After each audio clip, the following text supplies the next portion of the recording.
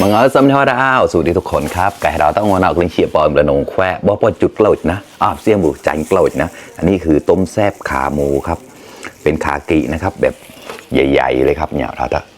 บอกปล่อยแต่นะแต่ที่กบเราจิ้งจุ้ยนะประเมโดนเสี่ยงเราบอกปล่อยแล้วประโมนไปเลยนะบอกปล่อยแล้วก็แจกปลายนะอันนี้คือใช้มะปางดองนะครับไม่ได้ใช้มะนาวครับต้มแซ่บแบบหมอนนะครับแล้วก็อันนี้คือยอดฟักทองครับผัดคล้ายๆผักบุ้งไฟแดงประมาณนั้นเนาะปะเมอันนั้นไปเท่ากันได้เนี่ยนะฮันแน่หรือปะเมฮันแน่วุ่นวายเรนเราอย่างเงี้ยข้อมาก็ตึงเชียงกับมุจอนะเฉยๆแล้วงาที่แบไซด์นะเราก็นับมัวปุ๊บต่อกันได้นะมากินด้วยกันเลยครับ2อย่างแบบนี้ไม่มีน้ำพริกแล้วก็ผักนะครับมีแค่นี้แหละ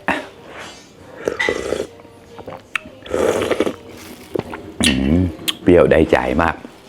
เพียขอรัดมาอันนี้ก่อน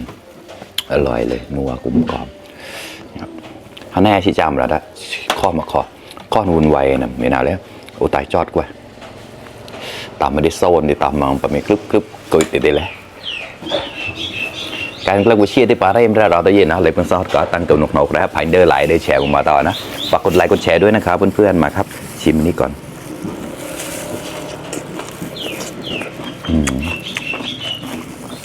อร่อยก็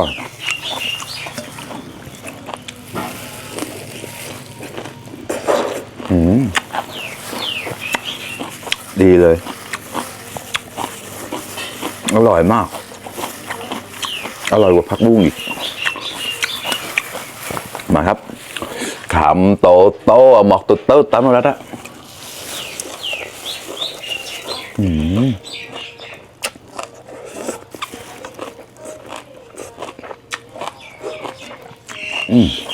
พอ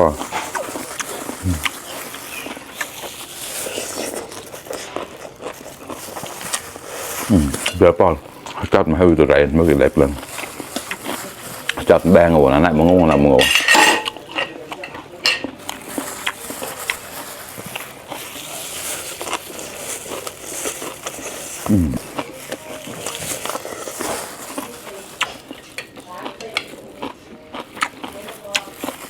อันนี้มาปังดองครับปลาด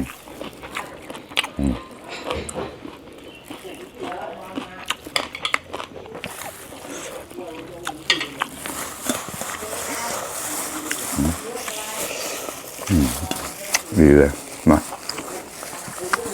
อุ้ยร้อนมากป้ามครับแล้วร้อนเนี่ยขำโตหมอกตุ๊ดตามนู้นแล้วนะ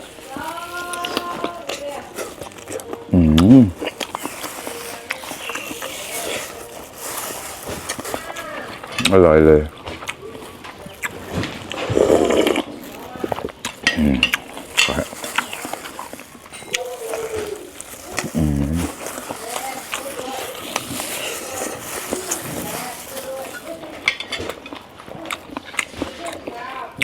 โคหาย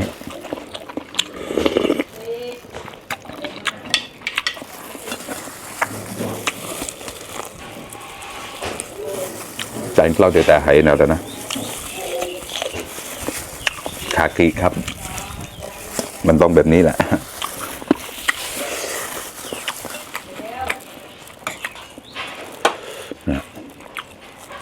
นี่ก็อร่อยยอดอ่อนๆนะครับในบัดบาดเด็กนะโคบาดเลยก็โคหายกันเลยเนี่ยใช่มาช่วยได้ดีเนี่ยดีเลย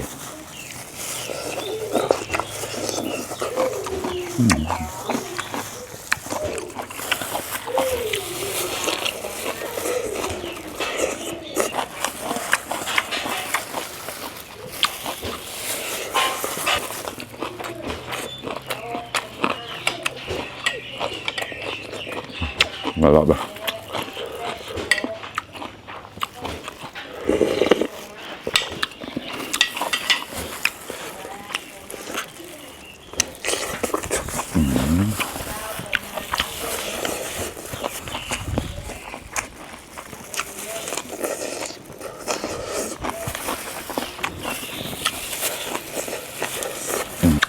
เดี๋ยวตอนตกเยอะแร่แล้ว